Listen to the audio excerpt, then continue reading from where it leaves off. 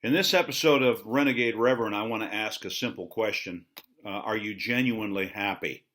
Uh, there is a real desire on the part of people to be happy, and we all want to be happy.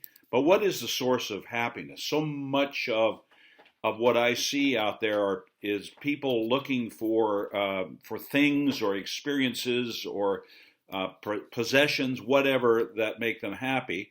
And certainly they all do for a certain period of time, but it isn't lasting.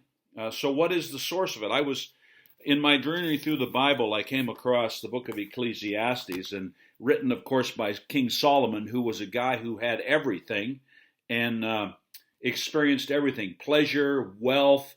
He was a great builder. He built obviously the temple. He built homes, and he had all these projects. He acquired exotic animals, and he had everything.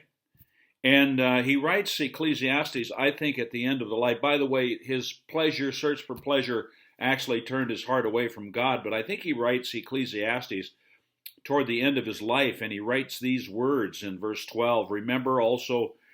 Chapter 12, remember also your Creator in the days of your youth, before the evil days come and the years draw nigh, of which you will say, I have no pleasure in them.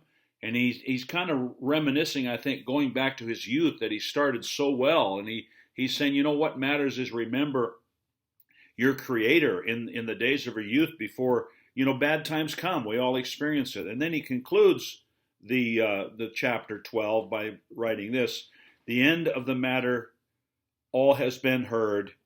Fear God and keep his commandments, for this is the whole duty of man.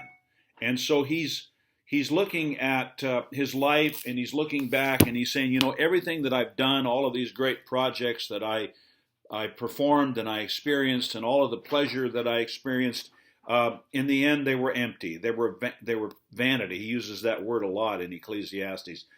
They were all vain. They were all empty. And what really matters is to remember your Creator in the days of your youth, and to fear God and keep his commandments. And really, that is the source of genuine happiness, and that's with a personal relationship with Jesus Christ, and to make him Lord of your life.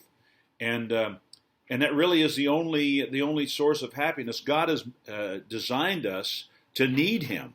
We have an emptiness within us that only he can fill. So I want to encourage you to follow Solomon's instructions when he says again, the end of the matter, all has been heard.